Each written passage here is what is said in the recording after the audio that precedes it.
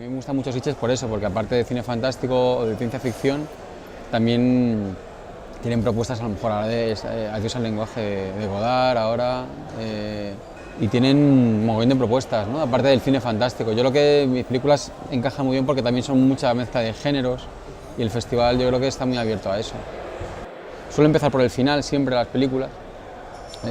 Si empiezo por el final, si el final lo tengo claro, puedo empezar como quiera la película, puedo encontrar un prólogo que me guste, pero el final para mí es lo fundamental. Si no tengo el final, no tengo la peli.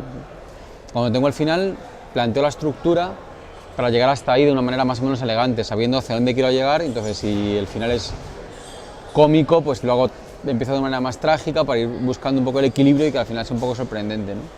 Y con ese final y con esa estructura, entonces voy añadiendo esas capas de elementos a lo mejor estéticos que empiezan siendo estéticos y de repente tienen una importancia narrativa. Almodóvar y Ars de Iglesia sobre todo son capaces de mezclar el género y de hacer un cine de autor desde el género, ¿no? Lo que te decía de la trama, siempre tiene unas tramas muy interesantes sus películas, en el caso de Buñuel también, o sea, siempre no sabría cómo explicarlo porque además se me da fatal racionalizar, o sea, intelectualizar esto, pero hay algo en cuanto a la esencia del cine que hacen, ellos y Jarmusch también, por ejemplo, aunque Los límites del mundo no me guste, me gustó mucho la última, Solo los amantes sobreviven, que me pareció maravillosa. Hay algo en cuanto a la mezcla de género, en este caso vampiros, tal, que a mí o Dead Man o Ghost Dog, hay algo que la búsqueda del género y el elemento humano, ¿no? Kurosawa, bueno, claro, miles, muchos, igual no miles, pero muchos directores se plantean eso, ¿no?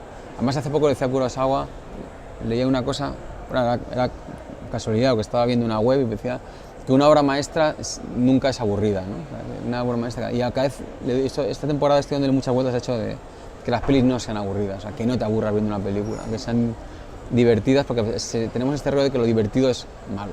Si es divertido, si te entretiene, es malo, ¿no? Y no. Yo creo que el cine low cost es una denominación que se le dio relacionada a su presupuesto, que no tiene tampoco una unidad temática, ni estética, ni de planteamiento tipo manifiesto como la Nouvelle Vague, no existe.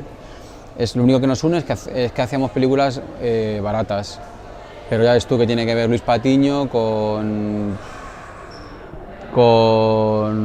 Carnódromo abandonado, o con Diamond Flash, o que tenemos que ver con Los pioneros, con Juan Cabestany y tal. Al final es relativo al presupuesto, no existe como, o yo no lo veo, una esencia que unifique todo, no lo veo. Siempre habrá algo de lo que a mí me interesa, porque tampoco me interesan muchas cosas. O sea, luego a mí tampoco soy una persona que tenga unas aficiones, me gustan 4 cosas y me gustan mucho, como de manera obsesiva. Entonces al final siempre hablo de lo mismo, lo que pasa es que es buscar un poco el ángulo desde el punto en el que lo trato, si me voy a meter en el manga o los superhéroes, y a lo mejor me apetece hacer una película de zombies, no lo sé, pero al final siempre existirá de manera subterránea lo que a mí me interesa contar, ¿no? Las paradojas humanas, las paradojas morales, que a mí es una cosa que me gusta mucho.